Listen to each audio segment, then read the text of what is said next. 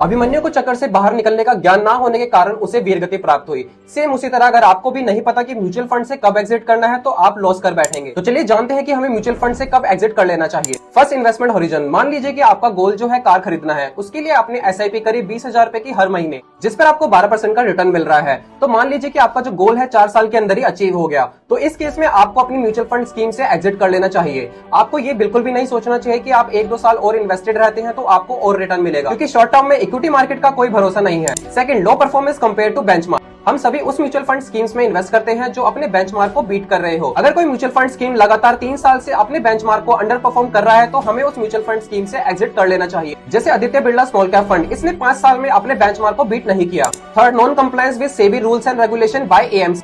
वो mutual fund scheme जो सेबी के द्वारा बनाए गए रूल्स एंड रेगुलेशन को फॉलो नहीं कर रहे हैं, या किसी म्यूचुअल फंड स्कीम के मैनेजर पर सेबी की इंक्वायरी चल रही, तो उस म्यूचुअल फंड स्कीम्स में से आपको एग्जिट कर लेना चाहिए।